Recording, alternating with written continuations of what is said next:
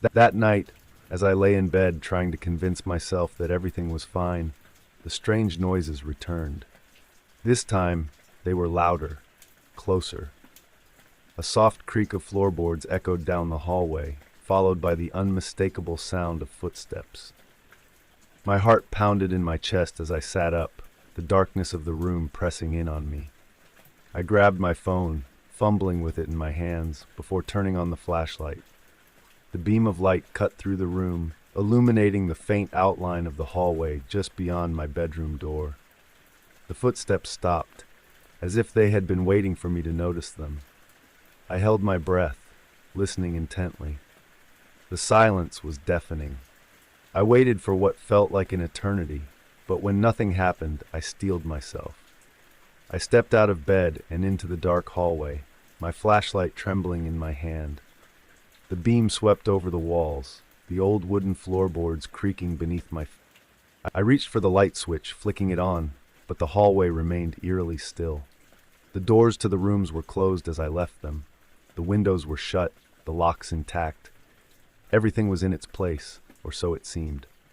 But as I turned to go back to my bedroom, a chill ran down my spine. I could swear I heard something else, a low whisper, too faint to make out, but unmistakably there. I quickly closed the door behind me and locked it, as if doing so would protect me from whatever was lurking outside. It was hard to shake the feeling of being watched. The unease that had begun with the clearing in the field had only grown since I'd found that strange box. I couldn't help but wonder what secrets the farm was hiding, and why I felt like I had stirred something up by digging that hole. The next morning, I tried to shake off the dread that clung to me, but it was no use. Every little sound made me jump. Even the crows in the distance sounded ominous. I had bought the security cameras to ease my mind, but they didn't make me feel any. If anything, they only reminded me of how alone I was on this farm. Later that afternoon, I went to check the footage. The cameras were set up around the barn and the house, and I watched each frame with increasing anxiety. At first, everything looked normal, just the wind rustling the trees and the occasional animal passing by. But then, at the edge of one of the frames, I saw it. A figure. A shadow, moving near the clearing. My breath caught in my throat as I paused the video. The figure wasn't clear, but it was unmistakably there. It wasn't an animal. It wasn't a person either. It was something else. I sat there, staring at the screen, unable to look away. Was it real? Had my mind played tricks on me? Or was I truly not alone on this farm? The tension inside the house had become unbearable. Each night, the noises grew louder, more persistent. The banging on the walls, the strange footsteps in the attic, and the unexplained disruptions to my security system were starting to feel like more than just a string of coincidences. I couldn't explain it, but something was wrong. The farm felt alive with something I couldn't see, but could certainly feel. I'd become accustomed to the tight knot of fear in my stomach. It was there every time I walked through the house, every time I checked the cameras or peeked out into the dark. I couldn't remember the last time I'd slept soundly. My eyes were always heavy, my mind always racing with thoughts of what might be hiding in the shadows. One evening, after another restless day, I decided to sit down with the box again. Perhaps I had missed something. Maybe there was more to this mystery than I realized. I carefully opened it, setting the rotting cloth and old photos aside. The wooden figurine seemed more worn than before, its rough features almost as if they were changing in the light. As I turned the figure in my hands, something caught my eye. A small symbol carved into the base. It wasn't immediately obvious, but after squinting at it, I recognized the shape. It was a pattern I had seen before. The same pattern that adorned the side of the barn, carved into the old wood. My heart began to race. Why was the same symbol on both the figurine and the barn? What did it mean? I had to know. I grabbed my flashlight and headed straight for the barn, not bothering to lock the door behind me. The beam of light flickered as I crossed the yard, casting long, eerie shadows along the ground. The closer I got to the barn, the more uneasy I felt. Something about this place had always unsettled me, but now it was almost like the barn was calling me. I reached the side of the barn where the symbol was carved into the wood. The markings were faint, weathered by years of exposure to the elements. but they were still visible. As I traced my fingers along the grooves, I noticed something strange. The wood felt warmer, almost like it was alive. Before I could think any further, a loud snap echoed from inside the barn. I jerked my hand away, my flashlight shaking in my grip. The air around me seemed to thicken, the temperature dropping rapidly as if the very earth beneath me was. I backed away, but the feeling of being watched pressed in on me. The barn door creaked as though something was shifting inside, something big, something alive. A low growl reached my ears, a sound that wasn't quite human, but unmistakably threatening. Without thinking, I turned and ran back toward the house, my legs feeling like lead.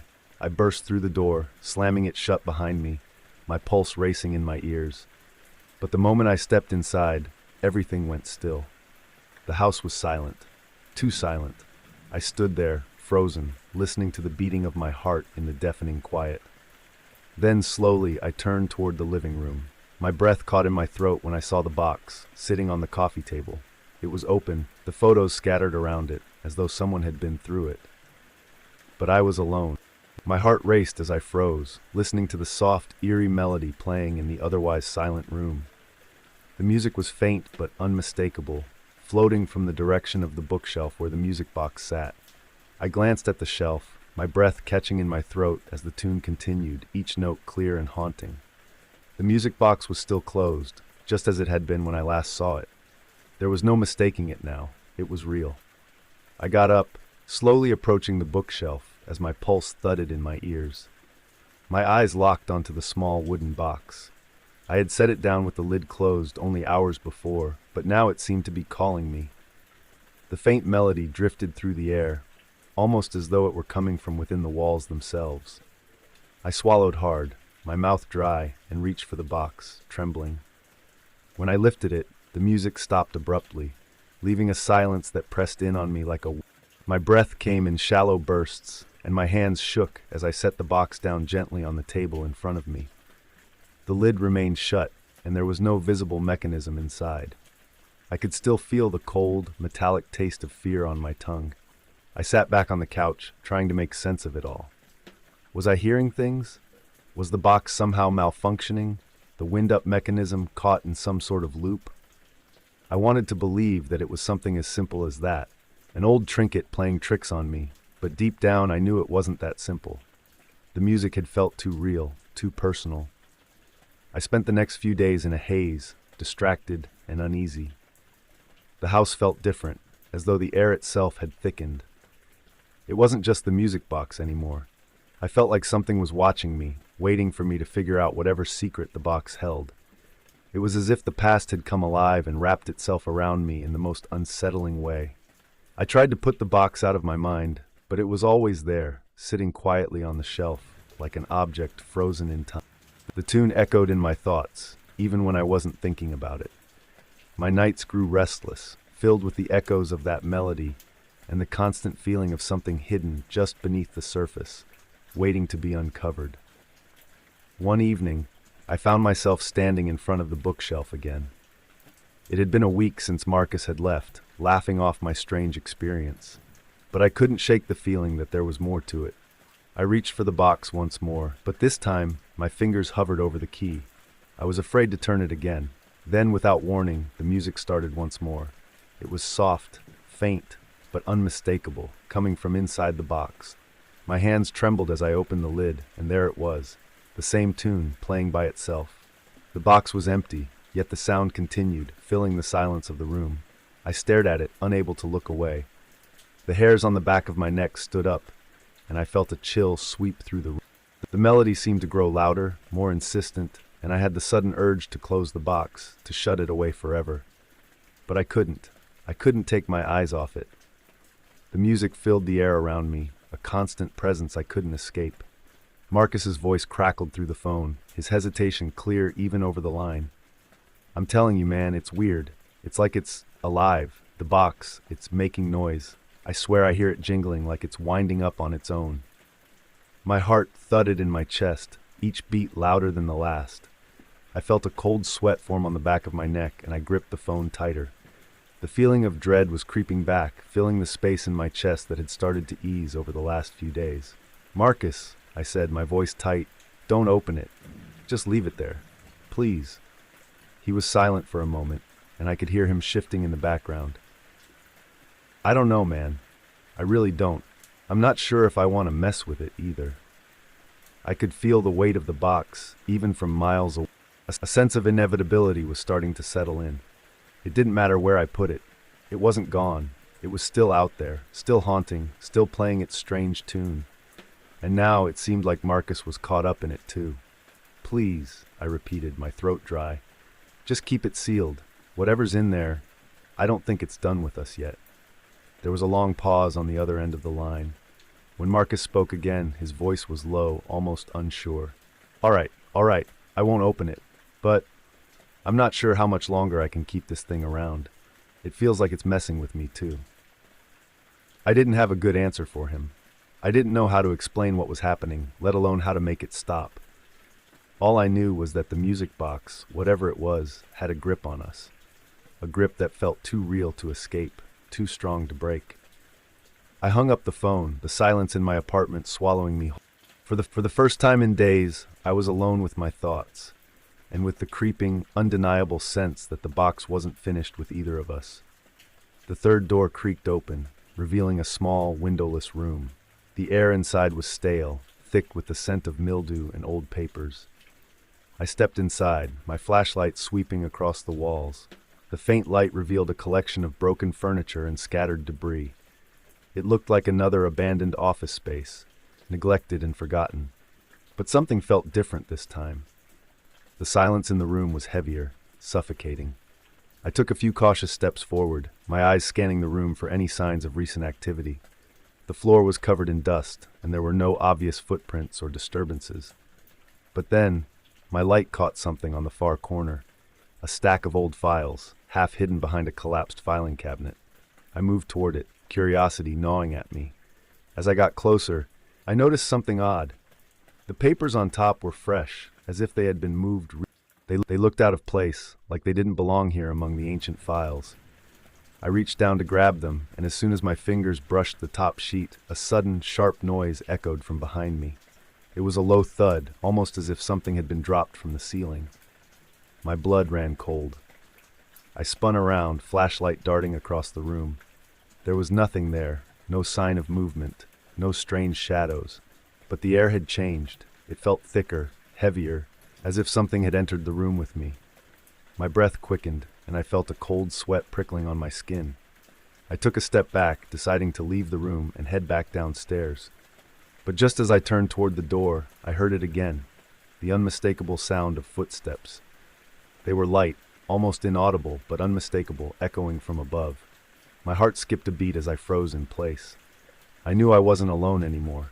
The footsteps grew louder, closer, until they stopped right above.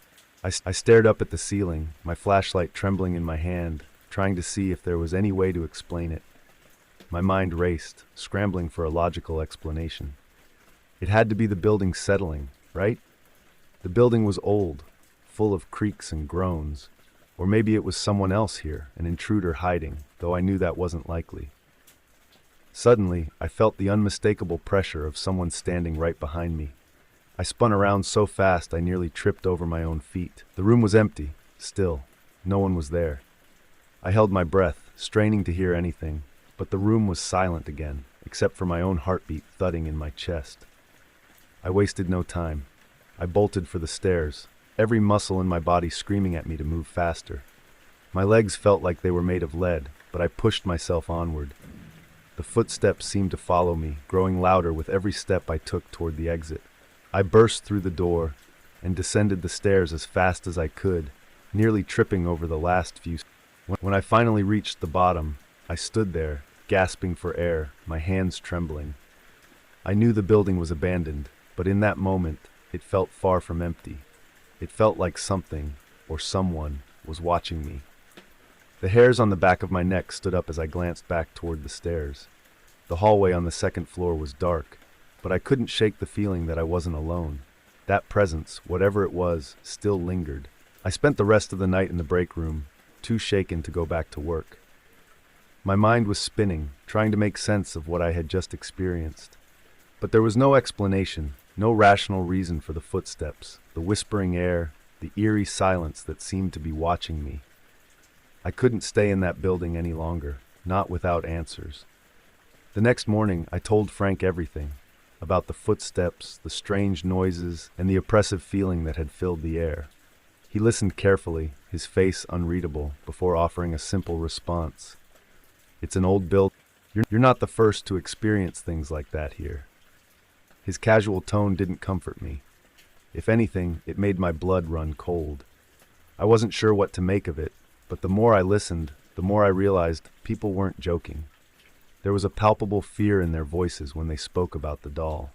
My uncle's face had grown serious, his usual jovial demeanor replaced by something else, a nervous energy that seemed to fill the air around us. I tried to brush it off. After all, I'd come home to relax, to take a break from everything, not to get caught up in rumors and superstitions. But as the evening drew closer, the unease lingered. I found myself thinking back to the whispers and footsteps from the warehouse, the strange presence I couldn't shake, and how it seemed to haunt me no matter where I went.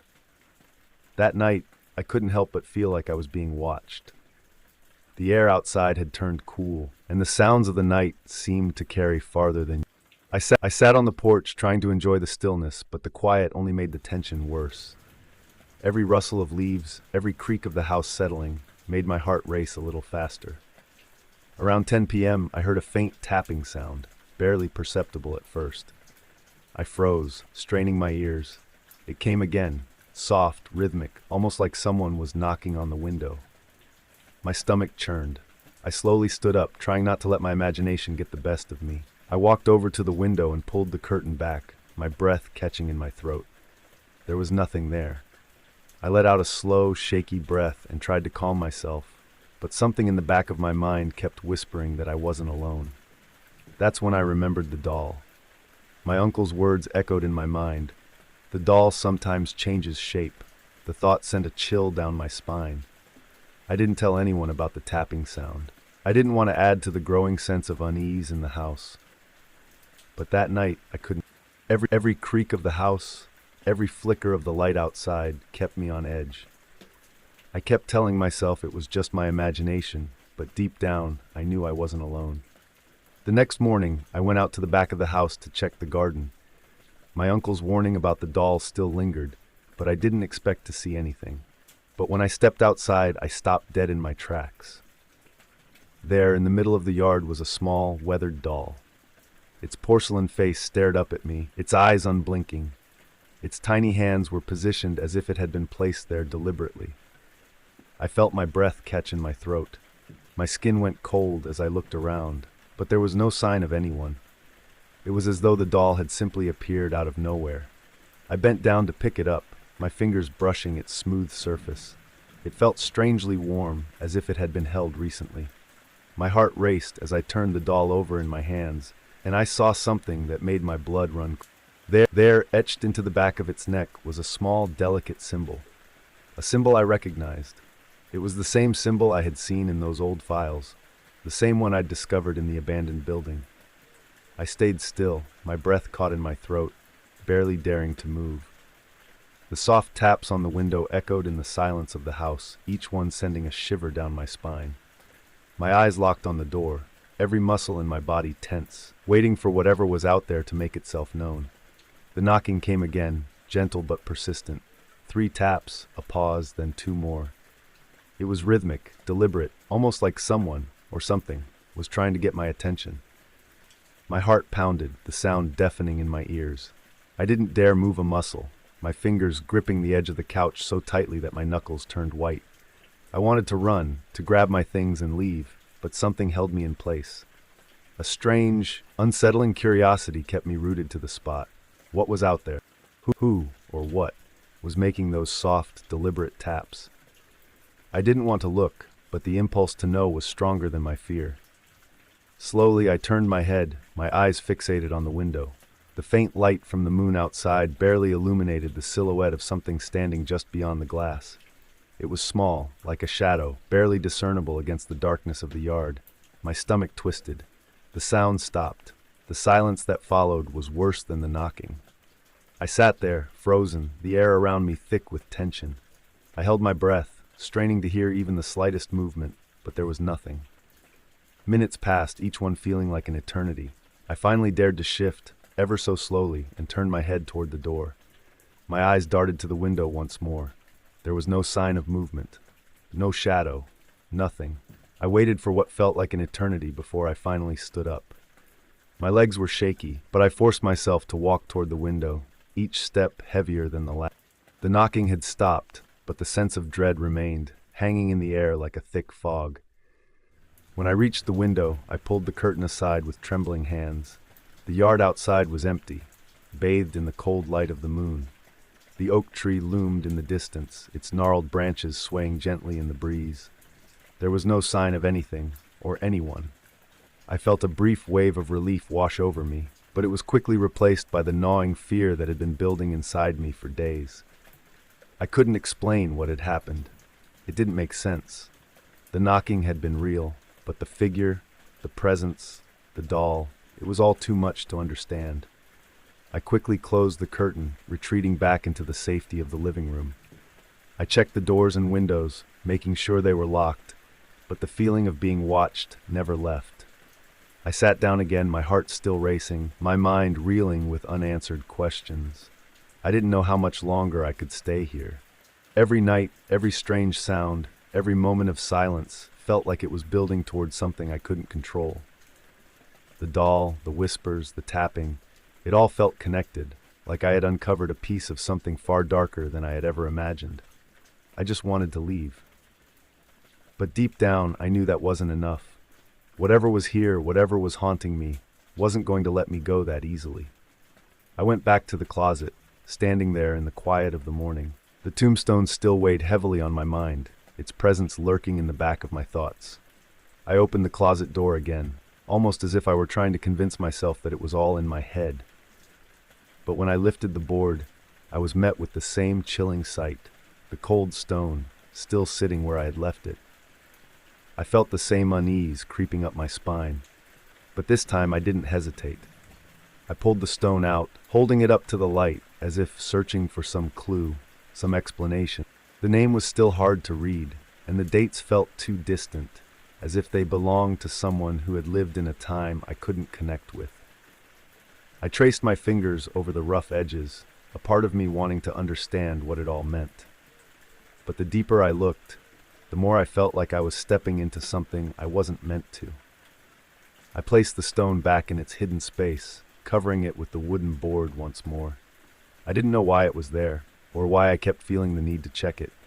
It didn't make sense, but I couldn't shake the feeling that something was watching me, something tied to that stone, that house, that place. The days went by slowly, each one blending into the next as I tried to adjust to life in the house. My father was always busy with work, and I found myself spending more time alone. Every now and then, I'd hear a soft creak in the floor, a distant sound that set my nerves on edge. Sometimes, I'd catch myself staring at the closet door, as if waiting for... One evening, as I sat at the kitchen table, the silence seemed almost oppressive. I couldn't shake the feeling that something was off, like the house was holding its breath, waiting for something to reveal itself. I stood up and walked to the hallway, looking at the closet door. My hand hovered over the knob, and for a moment I thought about opening it again, just to see if anything had changed. But before I could reach for the handle, I heard it. A soft scrape, a faint sound, barely audible, coming from behind the closet door. My heart skipped a beat, and I stood frozen, my body tense. I slowly turned the handle and opened the door, my breath shallow, my pulse racing in my throat. The closet was dark, the only light coming from the dim bulb overhead. I glanced down, and there it was again, the tombstone, sitting in the same place. But this time something was different. The stone was shifted, just slightly. It wasn't where I had left. A chill ran down my spine as I crouched down, my fingers trembling as I touched the cold surface. I pulled it out, and this time the name was clearer. The letters weren't as faded, and I could make out something that sent a wave of dread through me, Samuel Calloway. I had never seen that name before, but for some reason it struck me like a gut punch. I quickly shoved the stone back, covering it again. The room felt heavier, the air thick with something I couldn't explain. I slammed the closet door shut and backed away, feeling a knot form in my stomach. I couldn't stay here any longer. I didn't tell my father about the stone or the name. I didn't want to seem paranoid, but deep down, I knew something wasn't right. The house felt different now, like it was holding secrets, like it had stories I wasn't meant to hear. Every night, I felt the weight of that stone pressing down on me, its history seeping into my thoughts. I decided that it was time to leave. I packed my things and told my father I was moving out, that I needed a fresh start. He didn't understand, but he didn't argue. He just shrugged it off, as he always did. I left that day, the feeling of the house still lingering in the back of my mind. The memories of the tombstone, the scraping sound, and the strange unease followed me, but I didn't look back. I couldn't. I didn't waste any time. I helped him sit up and urged him to stay still while I called 911. The operator answered quickly, and I rattled off the symptoms: dizziness, numbness in his left arm, hoping they would send help fast. My mind raced, trying to think through the situation. My dad had always been tough, never one to complain about pain, but the way he was holding his arm made me feel like something was seriously wrong. A few minutes later, the paramedics arrived, and I stepped back, watching them carefully assess him. I could barely breathe, my heart hammering in my chest. They started hooking him up to a machine, and I felt like the world had slowed down, like I was trapped in a bubble of time that wouldn't move. "You did the right thing," one of the paramedics said as they prepared to transport him to the hospital. "We're going to take care of him. Just stay calm." It didn't make sense. I couldn't figure out why this was happening. Just hours before, I'd been getting a strange message and looking at that unsettling photo, and now my father was on his way to the hospital with symptoms of what could be a heart attack. Was this just coincidence, or was it something more? As they loaded him into the ambulance, I felt a chill spread across my back. I glanced down at my phone and saw the message from Ryan still there. "People say the photo is cursed." The words seemed to echo in my mind. I shook my head, trying to push the thought away. It was absurd. There was no way that old photo, that blurry figure in the hallway, had anything to do with what was happening to my dad. Still, I couldn't shake the eerie feeling that had settled in the pit of my stomach. I followed the ambulance to the hospital, my car humming steadily down the road, but the unease never left me. I kept replaying that photo in my mind. The dark hallway, the figure at the end of it, the faint smudge that looked like a person. My grip tightened on the steering wheel. The connection felt too strong, too weird, but I didn't want to entertain the idea that it could be real. The hospital visit felt like a blur. My father was checked into the ER immediately, and the doctors reassured me he was stable for now. It was a close call, they said. His heart had shown signs of distress, but they'd caught it in time. I stayed with him through the night, trying to keep calm while also battling a gnawing feeling deep inside me. Later, after the doctors gave their final update and assured me he would be okay, I stepped out of the room to grab some coffee. My mind was elsewhere, and I felt strangely detached from everything around me. As I walked through the quiet hospital hallways, I checked my phone again. Ryan had messaged me back a single line. "You really should stop looking at that photo. It's bad luck." I stared at the text, my fingers trembling as I typed a response. "What do you mean?" His reply came quickly. "The last person who looked at it, something bad happened to them. I can't explain it, but don't mess with it." I stared at the screen, my thoughts spinning. Was it all connected? Was this just a strange coincidence, or had I somehow triggered something I couldn't understand? My dad's health scare, the weird feeling around that photo, the fact that the car broke down, everything seemed to be linked, but how? I didn't know what to do. I could feel the weight of the situation bearing down on me, and the photo, the figure in that dark hallway, kept haunting my thoughts. What had I really seen? Was it just a trick of light, or was it something more sinister? Something that had followed me from my computer screen into my life? The more I thought about it, the more I realized that no matter how much I tried to rationalize it, I couldn't deny the connection. I had no answers, just a heavy feeling that things were about to get worse. Coincidence, maybe it was just a string of bad luck, but I couldn't shake the feeling that something wasn't right. I'd seen how quickly things had spiraled out of control, from the strange photo to my dad's health scare, to the car breaking down, and now Dave. I kept replaying those events in my mind, trying to find a rational explanation, but there was none that made sense. I decided to put everything behind me, to just move on with my life and let go of the worry that had been eating at me. I had blocked Ryan, and I made a vow to myself not to look at that cursed photo again. But as the days passed, I felt an eerie unease, a nagging feeling that something was still out there, lingering, waiting for me to slip up. For the next few days, I tried to return to a sense of normalcy. I went back to work, checked in on my dad and Dave, and tried to keep busy. I told myself that I had done everything I could to make sure they were okay. But at night, when I lay in bed, I couldn't shake the feeling that I was being watched, that something was just outside the reach of my vision. Then it happened again.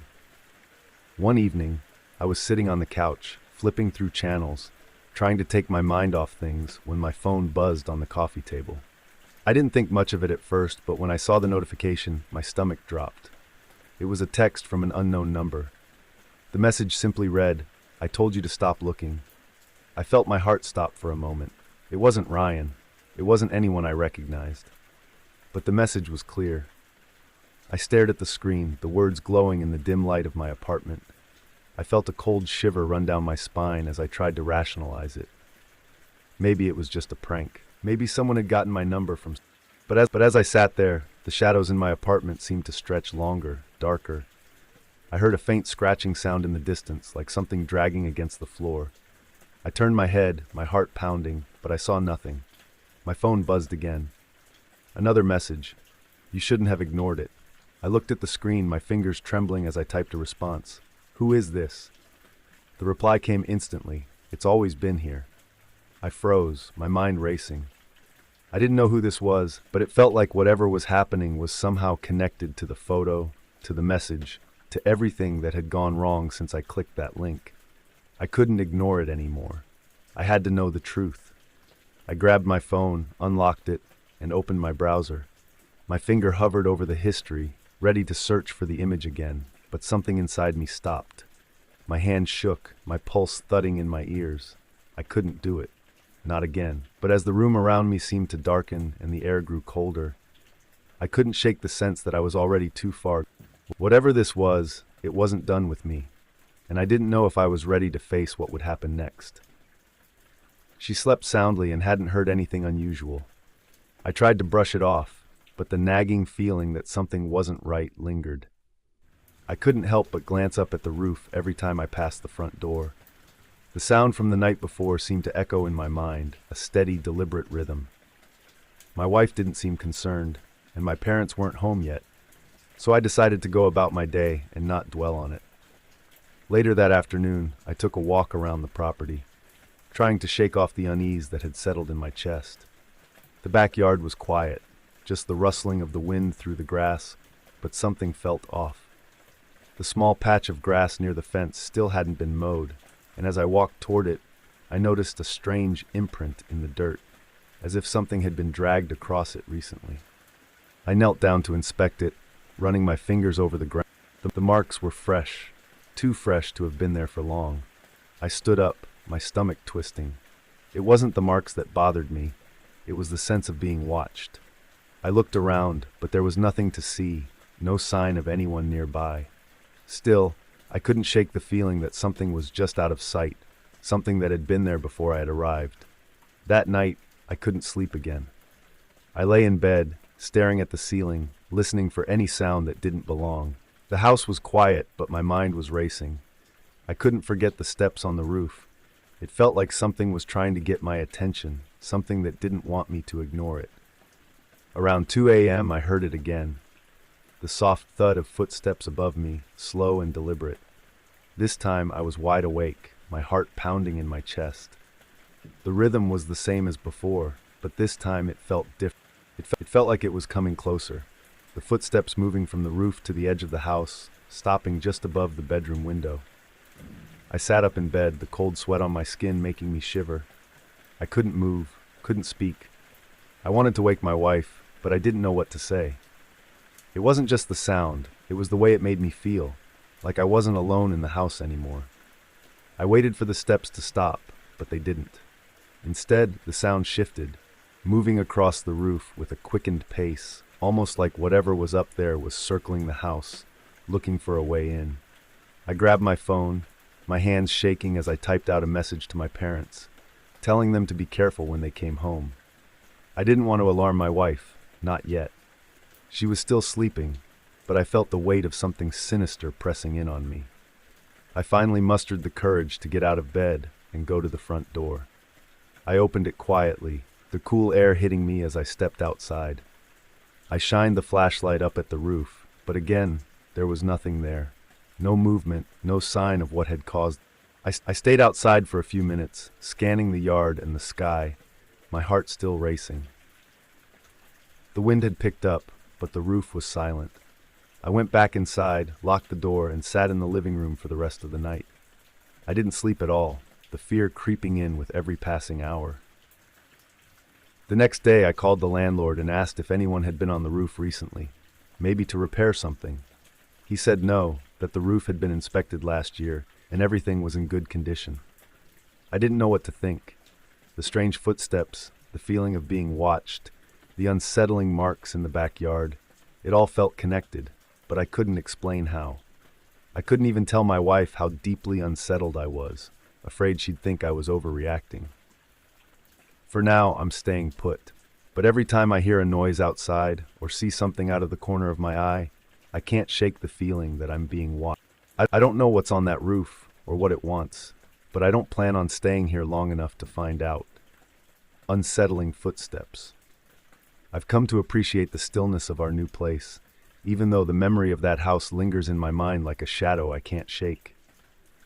There's a part of me that wonders if it was all in our heads, if the stress of the move, the tension between us, and the constant fighting had just made us imagine things. But deep down, I know that wasn't the case. The house had a presence. It wasn't the kind you could easily explain away. The way the footsteps would circle above us at night, slow and deliberate, like something was pacing, waiting, watching. It wasn't just the noise. It was the way it made us feel, like we were intruders in our own home. The oppressive atmosphere that seemed to settle in every room, making us all snappy and irritable. And the silence when we finally left. It was like the house had exhaled a long, heavy breath, relieved to be rid of us. Or maybe we had been relieved to leave it behind. Now in our new home, things are different. My parents are calmer, and so is my wife. The little things that used to set us off don't bother us anymore. We laugh more, talk more, and sleep soundly at night without the constant pressure of something lurking in the shadows above. The house feels normal, quiet, comfortable, and most importantly, free of that lingering sense of being watched. I still think about that house sometimes, late at night when the wind picks up or when I hear a sound from the roof of my new place. But it's just a noise, a normal noise. A car driving by, the wind shifting, the house settling. Nothing that makes my heart race or sends a shiver up my spine. The footsteps never returned. But I can't forget the way it felt, the way we all became strangers to each other in that house, the way it made us lose ourselves. And I think that's what haunts me the most. The feeling that, even after we moved out, the house never really let us would be sitting perfectly still, but I couldn't shake the feeling that it wasn't supposed to be there. It was like it was watching me, waiting. I told myself it was all in my head, just my tired mind playing tricks on me. But deep down, I knew something was off. One night, after the whispering had kept me awake for hours, I decided I couldn't take it anymore. I grabbed the doll from the nightstand and, without thinking, shoved it into the back of my closet. I didn't want to look at it again, didn't want to hear those whispers. I thought that would be the end of it, but it wasn't. The very next night, I woke up to the same whispering sound, but this time it was louder. It was as if it was right next to my ear, a soft, guttural voice that I couldn't quite make out. I jumped out of bed, my heart racing. The doll was no longer in the closet. It was back on the nightstand, staring at me with those dark, empty eyes. I felt a cold wave of fear wash. I couldn't explain how it had moved or why, but the realization hit me hard. Whatever this thing was, it was in control. I didn't know what to do. I was too afraid to throw it away. What if it just came back? But I also couldn't live with it. I decided I had to get rid of it, once and for all. I didn't want to take any chances. So I put it in a box, wrapped it in an old shirt, and took it outside. I buried it in the backyard, covering it with dirt, convinced that would put an end to it. For a while, there was peace. No whispers, no strange happenings, no doll appearing where it shouldn't. I slept better. My parents even commented that I seemed to have more energy, that I looked like I was sleeping through the night again. But deep down, I knew it wasn't over. A few weeks later, as I was mowing the lawn, I noticed something strange. There, just under the surface of the soil in the spot where I'd buried the doll, I saw a small piece of fabric poking out. I froze, my heart hammering in my chest. I kneeled down, my fingers trembling as I dug away and there it was, the doll, exactly as I had left it, not a speck of dirt on it. I felt a wave of nausea rise in my stomach as I stared at it. How? How had it come back? I didn't bury it again. I didn't even try. Instead, I got into my car and drove to a lake several miles away. I found a secluded spot and without a word, tossed the doll into the water, watching as it sank slowly beneath the surface. I watched for a long time, waiting to see if it would float back up, but it didn't. I went home that day and never looked back. I didn't tell anyone what had happened. I didn't need to. The doll was gone, and that's all that mattered. But sometimes when I'm alone late at night, I think I hear that whisper again. It's faint, like a soft breath against the back of my neck, and for just a moment, I wonder if the doll really is gone for good. Normal life, trying to push everything out of my mind. I went back to school, my routine returning to its usual rhythm, but in the back of my mind, I couldn't shake the feeling that something was left unresolved. I hadn't told my parents everything, the whispers, the things I'd seen in the night, the strange sensations, but I knew I didn't need to. The doll was gone, and that was enough, or so I thought. Days passed, and life returned to its dull normalcy. But the unease never fully left me. I started to feel like I was constantly on edge, like something was just waiting in the shadows to remind me of the doll. The fact that I could never explain the events that happened still bothered me. I kept looking over my shoulder, always wondering if the strange occurrences would start up again. Then one evening, about a week after I'd thrown the doll away, I was sitting in my room when I heard a noise.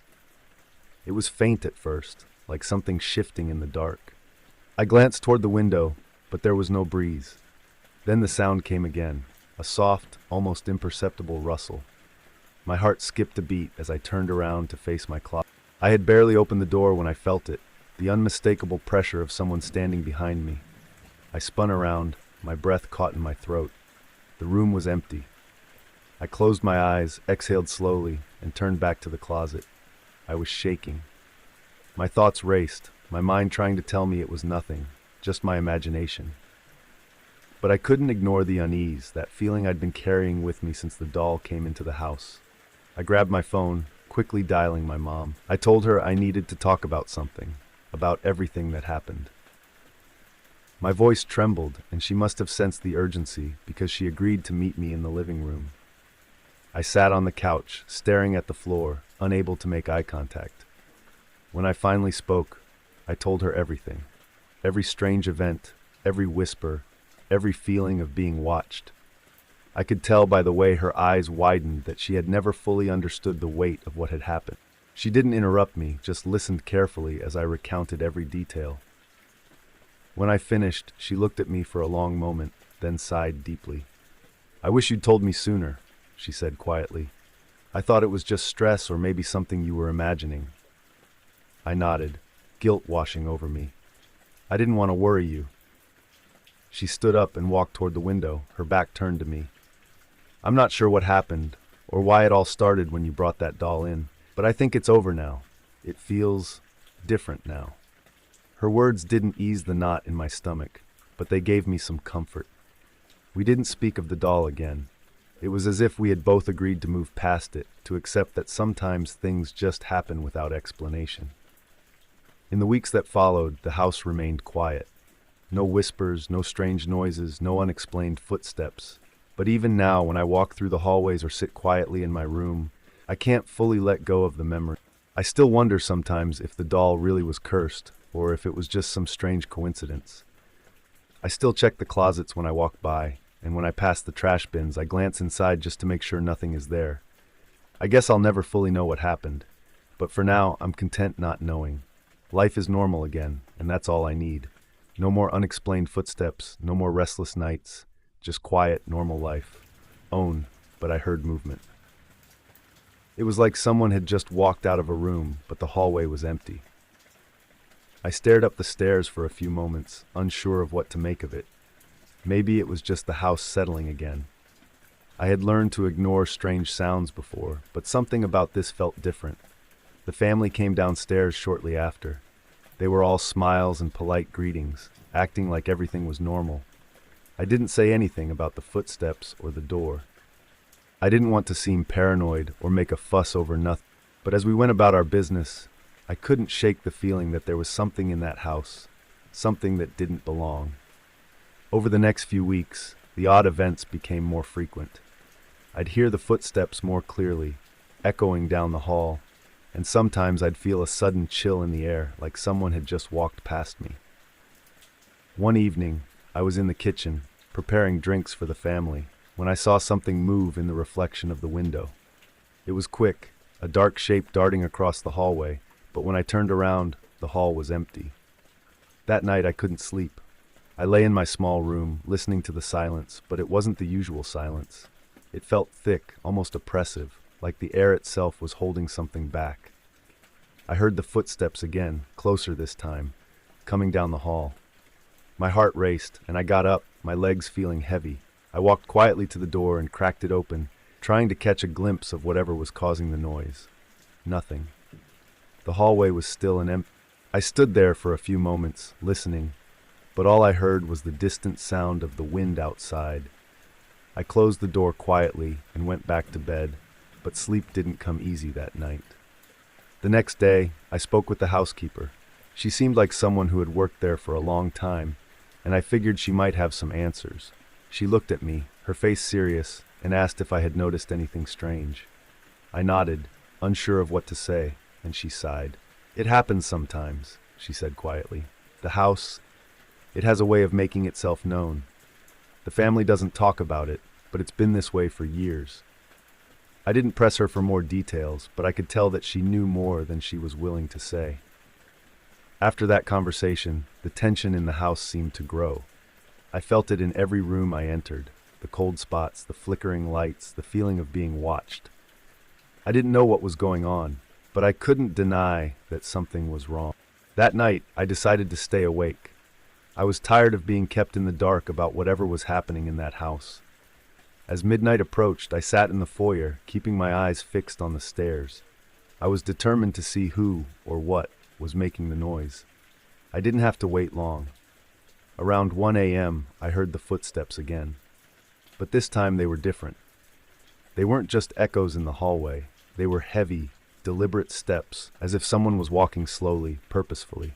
I stood up, my legs feeling weak, and I walked toward the stairs. I couldn't see anyone, but I could hear the footsteps clearly now, coming closer. My heart pounded in my chest.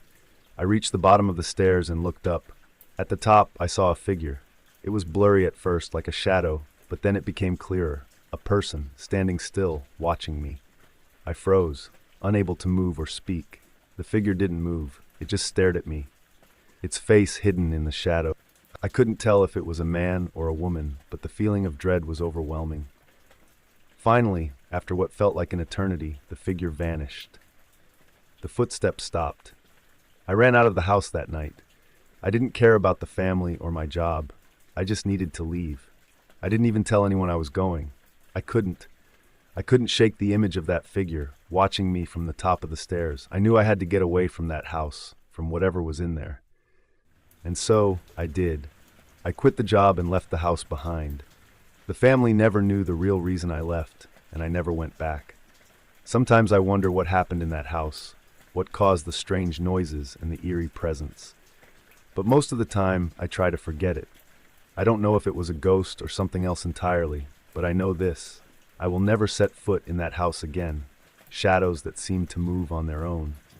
I couldn't shake the feeling that something in that house was watching me. I decided to leave.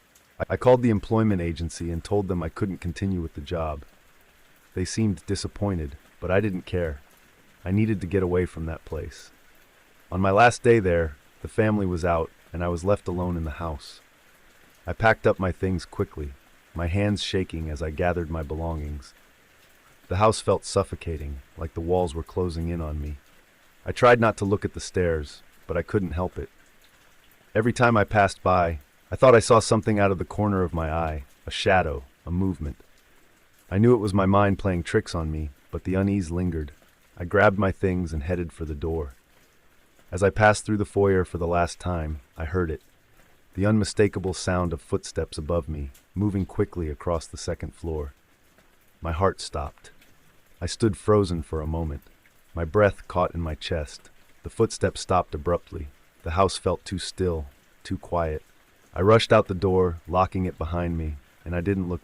As I drove away, I couldn't shake the feeling that something was left behind in that house, something I would never understand. But I didn't care. I was done. Since then, I've moved on. I found another job, settled into a new apartment, and tried to forget about the strange events that happened at that house. But sometimes, late at night, when everything is quiet, I can still hear those footsteps in my mind. I can still see the shape in the hallway, peering down at me from the top of the stairs. I try not to dwell on it. I don't want to believe in ghosts or anything supernatural, but I can't explain what happened. All I know is that house was different. Something wasn't right. I don't know if the family ever noticed the strange occurrences or if they felt the same unease that I did. Maybe they did, and maybe they just got used to it. As for me, I've learned to trust my instincts. When something feels wrong, I listen to that gut feeling. I left that house, and I don't plan on going back. Some things are better left behind, and I'm okay with never knowing the full story. It was flashing erratically, as if it were malfunctioning. I felt the hair on the back of my neck stand up. As I stepped closer to the open doors, a sense of dread washed over me. The elevator car was empty, but the air inside it felt unnaturally cold. My breath came out in visible puffs as I hesitated at the threshold. I looked around the hallway, making sure there was no one else nearby. The silence was oppressive, broken only by the occasional hum of the lights above and the distant sound of the elevator's motor. I quickly glanced back at the locked door to the top floor and then back at the elevator. I stepped inside the car cautiously, feeling an odd compulsion. The doors slid shut behind me with a quiet hiss. I pressed the button for the first floor, but nothing happened. The display flickered again, and the light inside the elevator dimmed. It was as if the entire building was holding its breath. I tapped the button again, my pulse racing. The car jerked slightly, and I felt my stomach drop as it started to move down, far too quickly for comfort. The sensation of falling without the free fall made my heart race. I wanted to scream, but my voice wouldn't come. Instead, I reached for the door open button, praying that it would stop, but it didn't. The display read B for basement, and I had no idea where the car was going. I was trapped inside. Suddenly, the elevator jolted to a stop, and the lights flickered back to normal. I heard the faintest scraping noise from the corners of the room, like something moving against the floor, something light and metallic. The sound echoed in the confined space. I was about to press the emergency button when the doors suddenly slid open. I froze. The basement was dark, almost pitch black. The air smelled damp and stale, and I couldn't make out any shapes or figures in the darkness.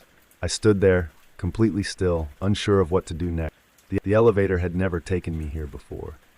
Before I could even step out, the doors slammed shut again, and the elevator shot back up. My heart leapt into my throat, and I gasped for air as the car climbed back toward the upper floors. When the elevator finally stopped on the third floor, I quickly exited, my legs shaky and weak. The hallway was empty. The faint yellow light from the locked floor glowed eerily in the distance.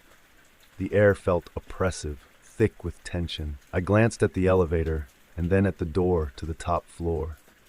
It remained locked, but something told me that wasn't the end of it. There was something hidden up there, something I couldn't yet understand. I didn't want to stay any longer. My hands trembled as I made my way to the exit, avoiding the elevator entirely. I grabbed my radio and called for the security patrol to meet me, telling them I needed to leave immediately. I didn't go back into the building until my shift ended, and I made sure to stay far away from that elevator for the rest of my time working there. The strange noises, the feeling of being watched, and the unexplained elevator malfunctions lingered in my mind long after I left. I knew something wasn't right with that place, and I didn't want to find out what else was hidden behind those walls. Previous tenants and used it to set up my coffee maker. As the evening settled in, I walked around the house, inspecting the rooms, making sure everything was in order. There were 2 floors, and I noticed the stairs creaked with each step I took. It wasn't the most modern place, but it had character, and the price was right. That night, I couldn't shake the feeling of being watched. I chalked it up to the unfamiliarity of the house, the loneliness of the old walls. I brushed it off, made myself dinner, and sat in front of the TV. The house was quiet, but there was something unsettling about the silence. It wasn't peaceful. It was empty, almost as if the house was waiting for... I eventually turned in for the night. The bed creaked beneath me as I lay down, trying to relax. The room was dark, the faint hum of the refrigerator in the kitchen my only company. As I closed my eyes, I heard it. A faint sound from downstairs, like a soft scratching against the floor. I told myself it was the house settling, but the sound persisted. A tap, tap, tap, like something or someone was moving around in the dark. I got up and walked to the top of the stairs. The house felt cold, too cold for a place that had been empty for so long. I stood there, listening, but the sound had stopped. After a few minutes of hesitation, I turned the light on and walked down the stairs, checking each room as I went. The silence was deafening. Nothing seemed out of place. By the time I went back to bed, my mind was racing. I couldn't stop thinking about the noise. The house was old. Maybe it was just the wood settling, I reasoned. But then, there was another sound, a low creak, like someone was walking around upstairs. I froze. This time, I wasn't going to ignore it. I grabbed my flashlight and went upstairs. The hallways were empty, the doors to the rooms shut tight. I stood in the hallway for a while, staring at the dark corners, wondering if I was just imagining things. My heart beat faster and the air felt heavier. I heard it again, a soft, faint rustling sound coming from the back room. I took a step forward, the flashlight in my hand shaking slightly. When I reached the door to the back room, I hesitated. The handle was cold to the touch, and when I turned it, the door creaked open, revealing a dark, cluttered space. Nothing seemed out of place, but the air felt wrong, stale, like it hadn't been disturbed in years. I stepped inside, shining the light around. The room was full of old furniture and forgotten things, but in the corner of the room was a small wooden box, barely visible in the dim light. My pulse quickened. I had never noticed it. I knelt down and opened it. Inside was a collection of strange items, old photographs, a faded book, and something that looked like a small figure wrapped in cloth. A chill ran down my spine as I stared at the contents.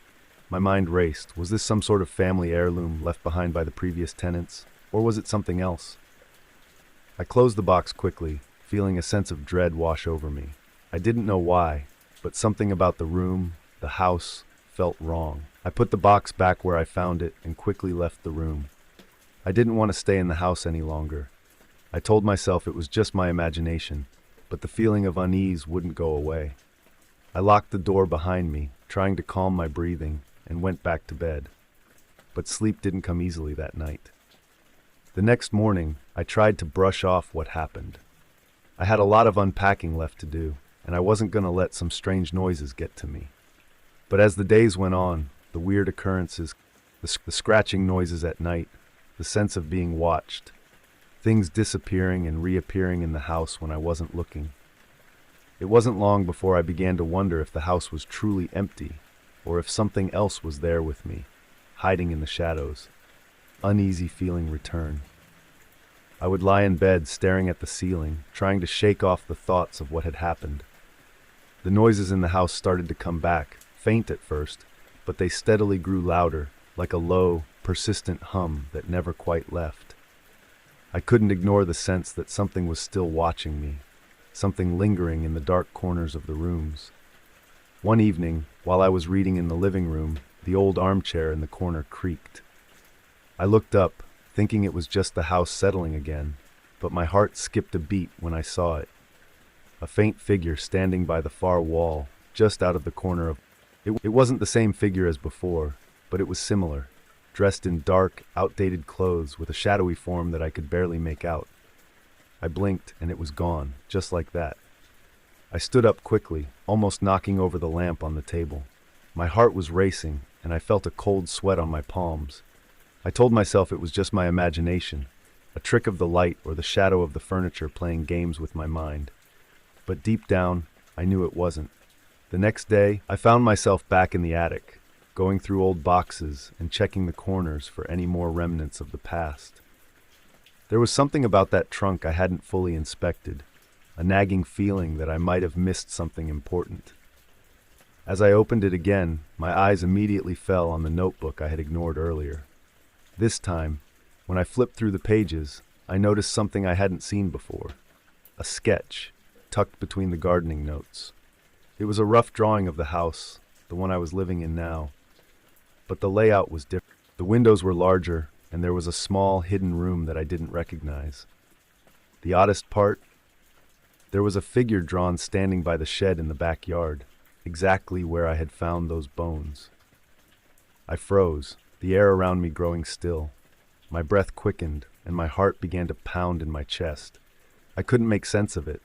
The more I thought about it, the more I realized that whatever had happened to the man who lived here before me, it wasn't finished. The unease I felt wasn't just about the bones or the figure I saw. It was something deeper, something tied to the very house itself.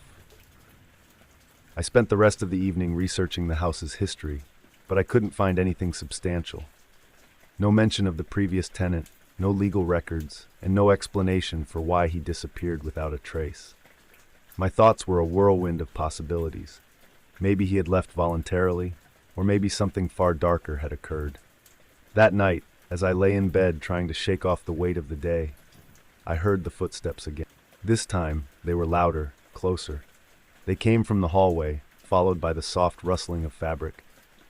I lay still, not daring to move, but the sounds kept getting closer, until I could hear them right outside my door.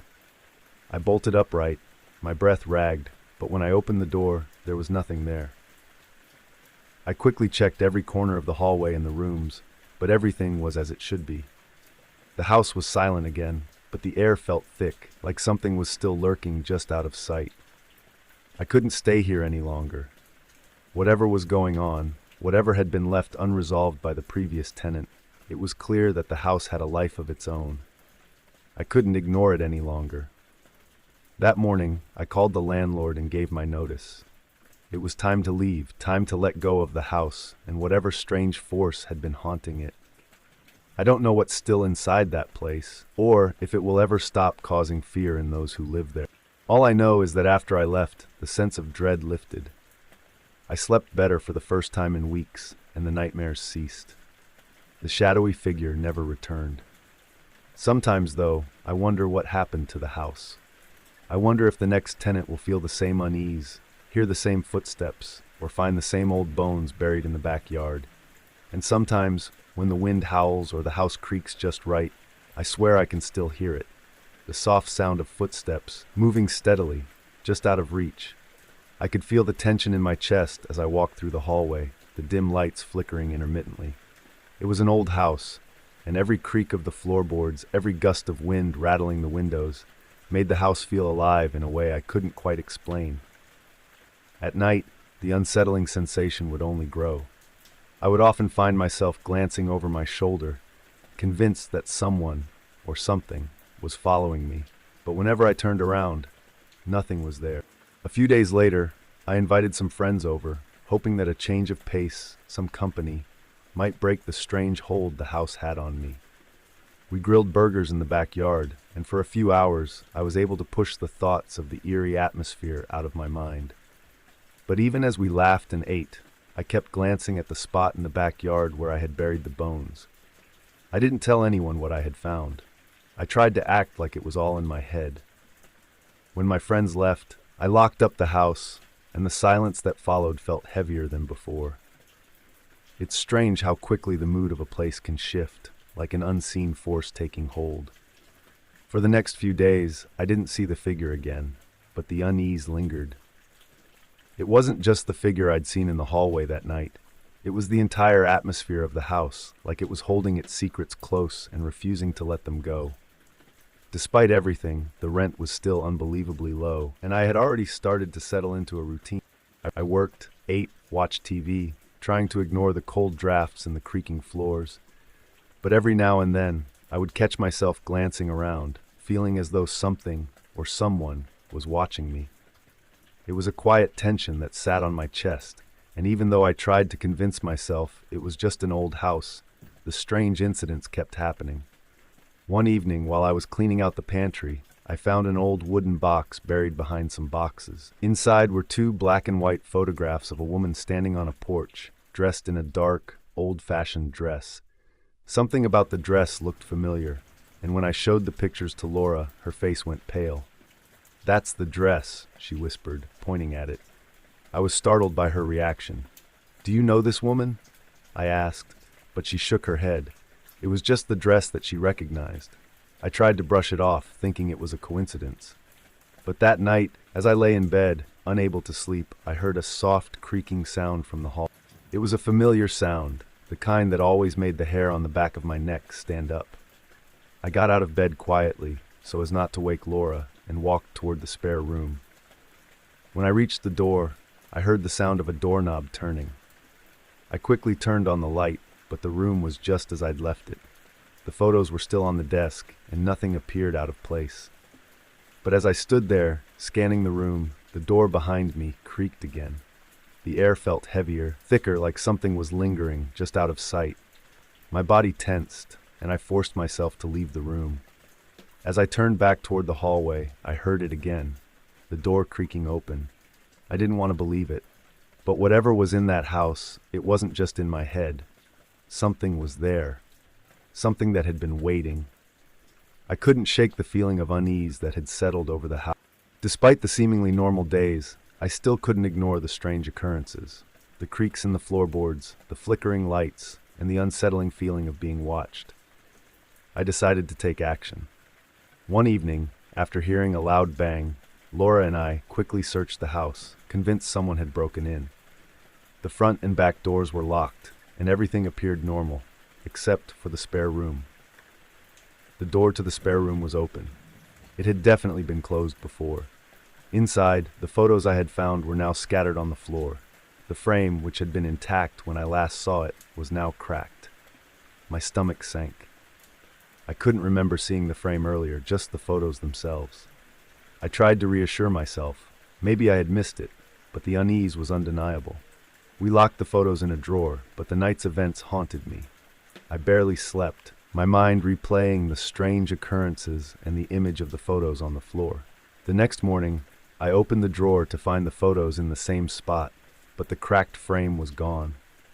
Panic swept over me. I checked every corner of the room, but it was nowhere to be found. Laura suggested we get rid of them, and after some hesitation, I agreed. I took the photos and placed them in an envelope, locking them away in the garage. The house felt lighter that night, and for the next few days, things seemed to return to normal. No more strange noises or cold spots. I thought perhaps the worst had passed. However, on the third day, I felt an unexpected urge to check the envelope. When I opened it, I found the two photos along with an old, faintly written note listing items like flour, sugar, coffee, and a date, June 14th, 1952. A chill ran down my spine. I showed the note to Laura, and though she tried to brush it off, we both knew something wasn't right. We decided to store the photos away in a storage facility, thinking that maybe putting them out of our lives would help. For a while, things seemed calm. The atmosphere in the house had lightened, and the tension in my chest had eased. I didn't think about the photos again until I visited the local historical society, hoping to uncover more about the woman in the photographs. After hours of research, I found a vague mention of a Marjorie Davis, but nothing concrete. I returned home, feeling more unsettled than ever. Back in the house, life slowly returned to normal. The strange noises stopped. No more door slams, no more flickering lights. Laura stopped mentioning the woman in the brown dress, and our home once again felt safe and familiar. I never did find out who that woman was or why her image haunted us, but for now, I'm content to leave it be. I don't need to know. The house is peaceful, and that's enough for me.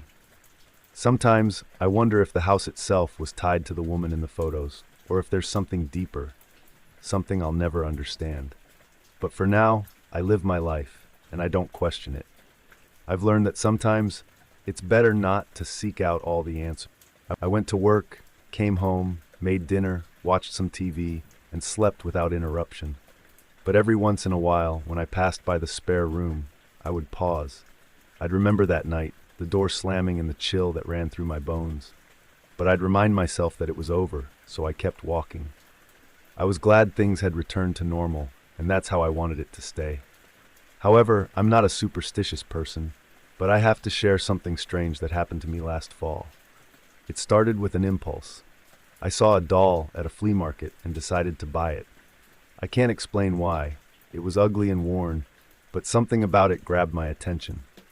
I walked past tables of random junk, old plates, dusty vases, and rusty tools, when my eyes locked onto the doll sitting in a cardboard box. Its face was chipped, and its glassy eyes looked slightly off, pointing in different directions. It made me uneasy, but I dug into my pocket and handed the seller two. It was a strange moment, but I shrugged it off and thought I'd put it on a shelf at home as a conversation piece. I placed the doll on top of a small dresser in the spare room. That room was mostly empty, with only a rolled-up yoga mat, a chair, and a few old books. I didn't think much of it, as the spare room was rarely used. For the first couple of days, I almost forgot about the doll. I'd pass by it on my way to the bathroom, or while grabbing something from the closet, but nothing unusual happened at first. The doll was just there, leaning slightly to one side because its base was uneven, its paint peeling, and it had a faint smell of dust and mildew. I thought about wiping it down, but never got around to it. Around the third day, I started feeling uneasy every time I entered the spare room. The moment I crossed the threshold, I'd get a slight headache. It wasn't unbearable, just a dull ache at my temples, but it seemed to only happen in that room. I'd leave, walk into the hallway, and the headache would ease up.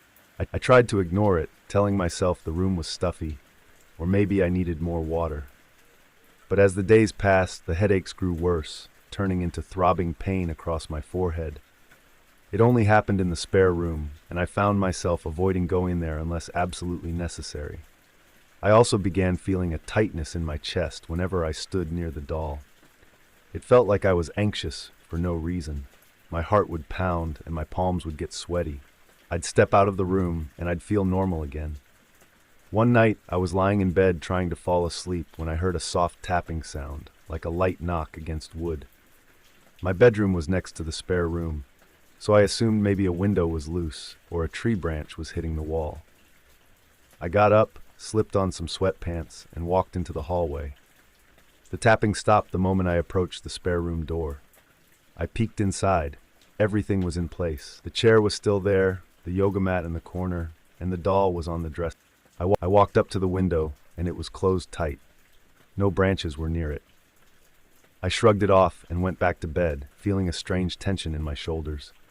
My mind drifted to the doll, but I tried to push the thought away. I turned on some music at a low volume and eventually fell asleep.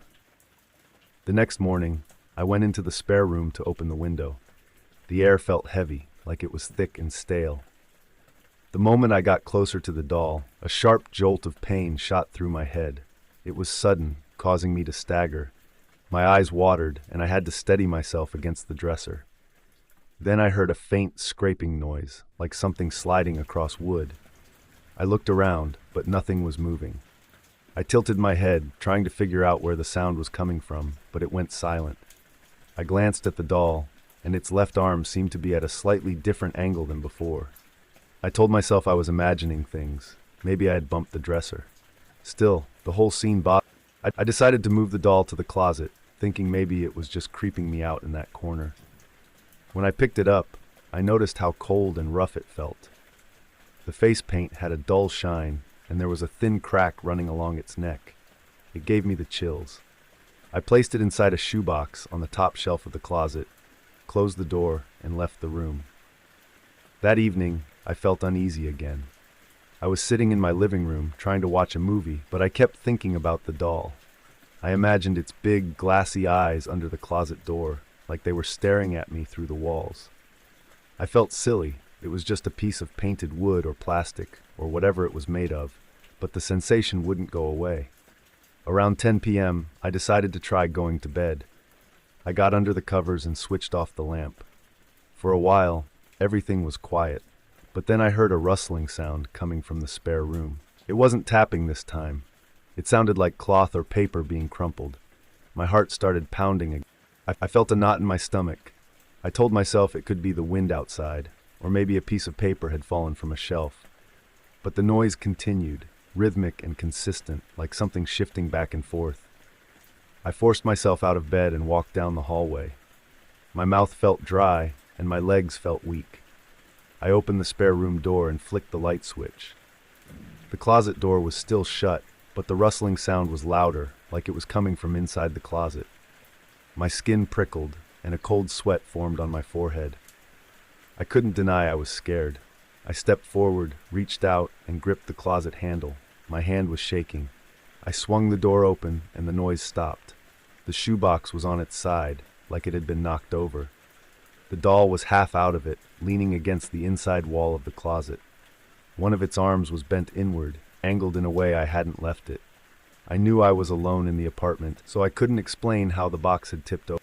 I put the doll back inside, closed the box, and shut the closet door. I backed out of the room, turned off the light, and went straight to my bedroom, locking the door behind me. My heart was racing, and for a while, sleep didn't come easily. Over the next few days, I tried to act like everything was normal. I went to work, ran errands, and kept busy, but that feeling of unease never quite left me.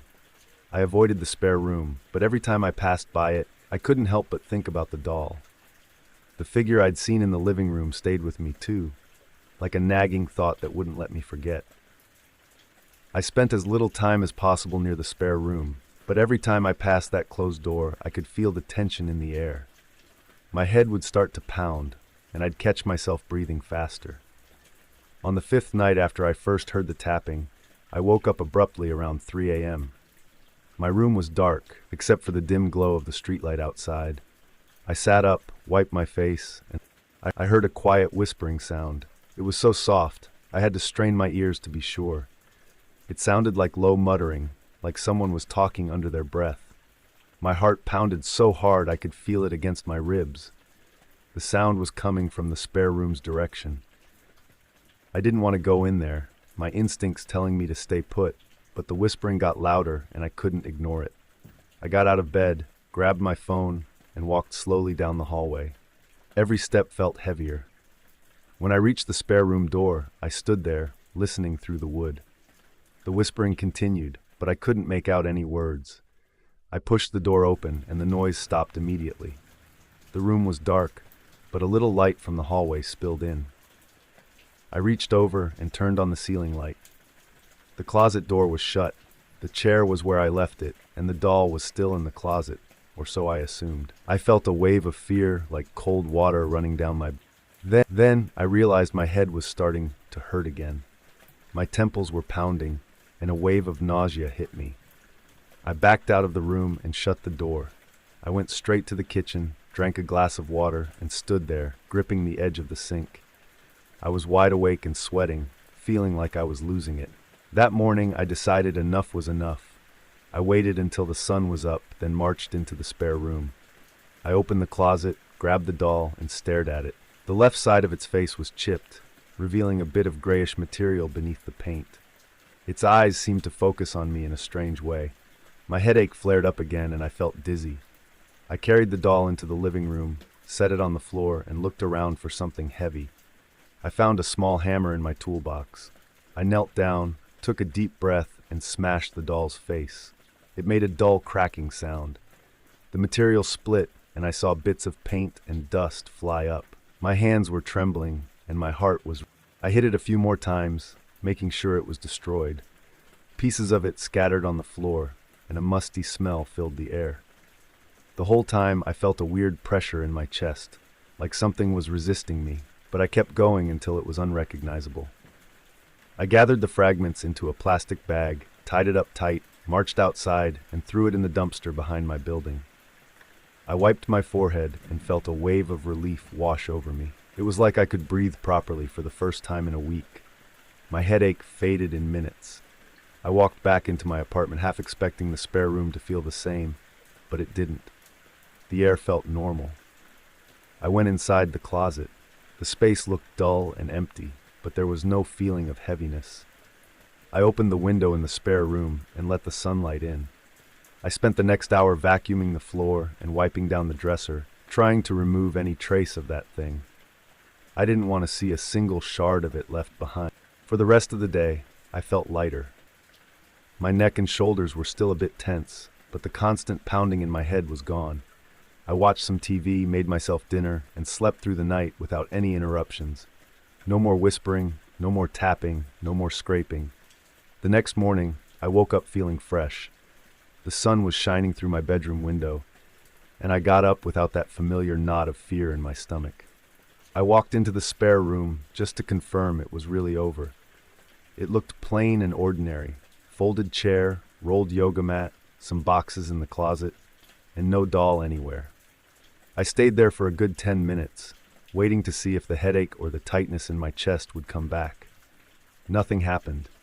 I guess I don't have an explanation for what caused those sounds or the feelings I had. I only know that once I destroyed that creepy doll, I returned to normal.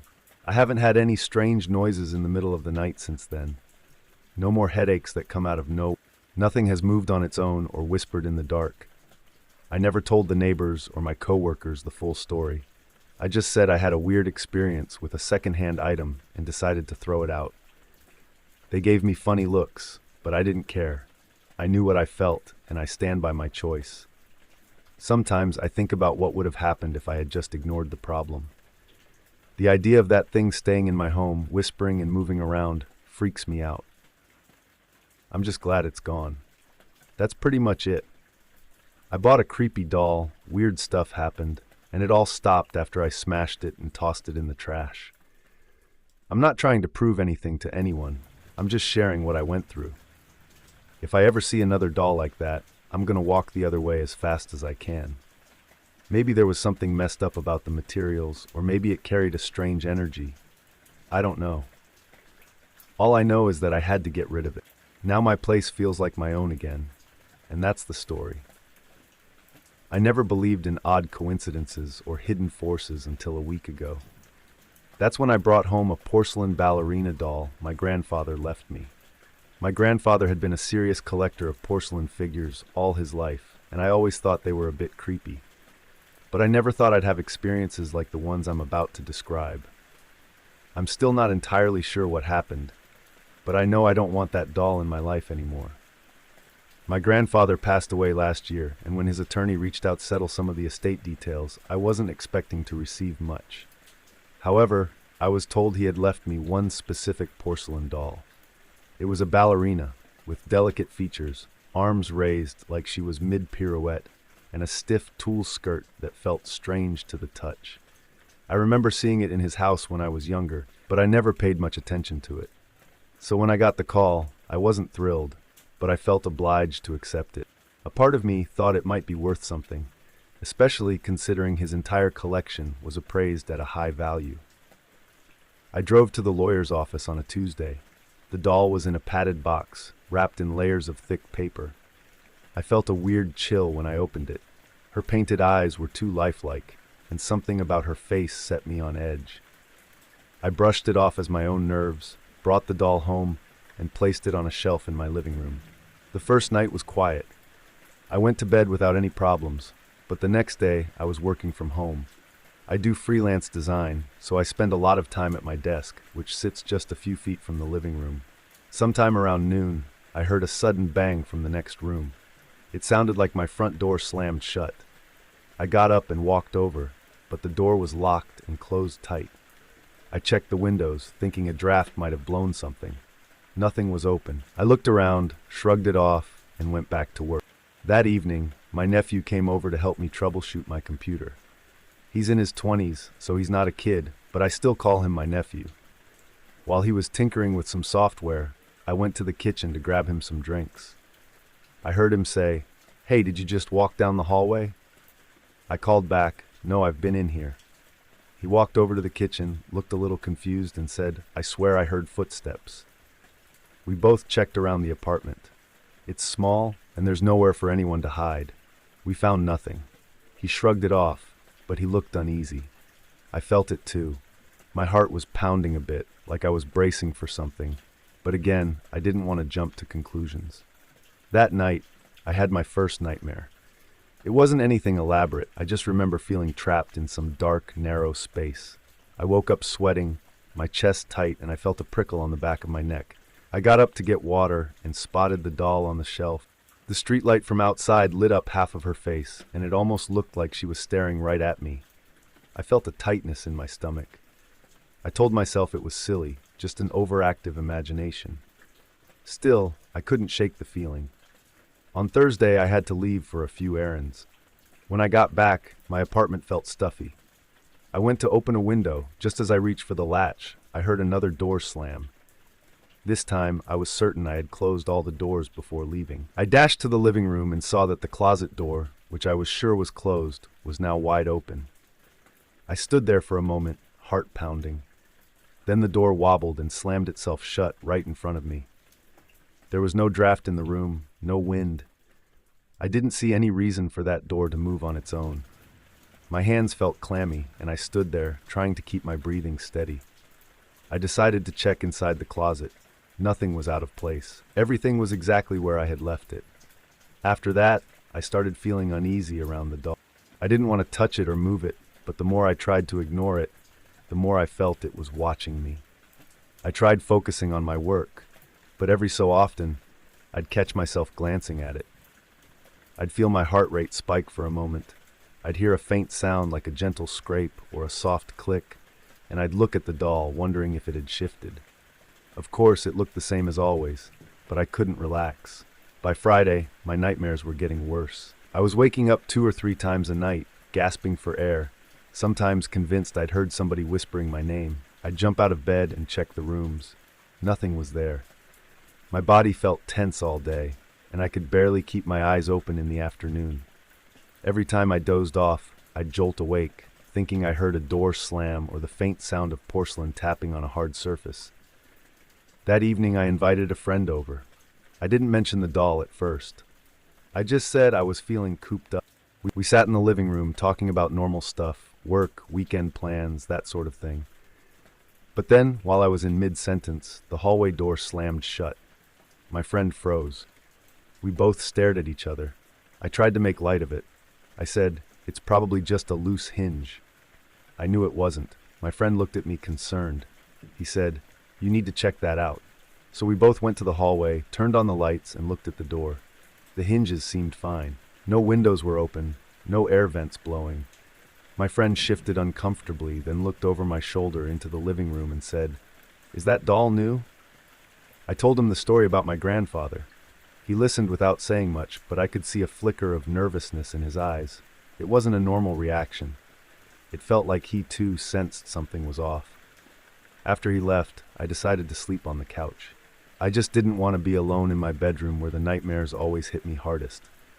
I fell asleep watching TV, but at around 3 a.m. I woke up something sliding. It was a slow scraping noise. I jumped off the couch and turned on every light I could.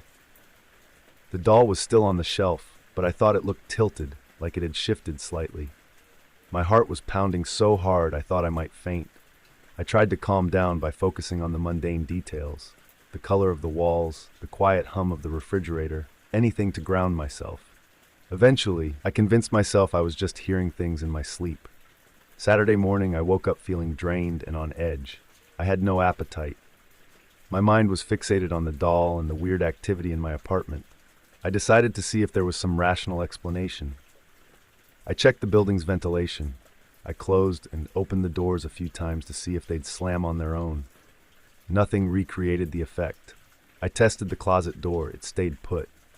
Then, I felt stupid standing there with my pulse racing, as if I was doing a ghost hunt, but the stress was too much. By noon, I was having small panic attacks every time I walked past that shelf. By late afternoon, I made a decision. I needed that thing out of my home. I took the doll off the shelf. It felt heavier than I remembered. The porcelain was cold. I felt a chill go through my hands. I wrapped it in a towel, put it in a cardboard box, and taped the box shut. While doing that, I couldn't shake the idea that the doll was somehow aware of what I was doing. It sounds ridiculous when I say it now, but in that moment, every nerve in my body was telling me to hurry up. I drove to a local charity shop that accepts all kinds of household items. I walked in, slid the box onto the counter, and said, "Here's a porcelain doll, still in good condition." The volunteer nodded and asked if I wanted a receipt.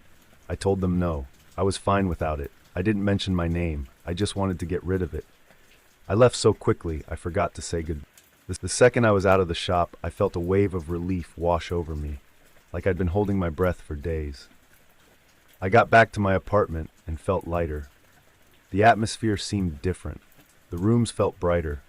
I took a quick shower and tried to decompress. I was half expecting something else to happen, but the apartment stayed quiet. No more doors slammed, no footsteps, no weird scraping sounds.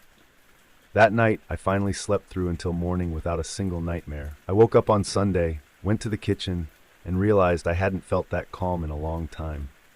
Even now, as I talk about it, I get this uneasy feeling in my gut. I don't like thinking about how intense those nights were. I still find myself checking my doors more often than I should, and sometimes I wake up in the middle of the night, worried that I might hear that scraping sound. But nothing's happened since I got rid of the doll. It's been completely quiet. My place feels normal.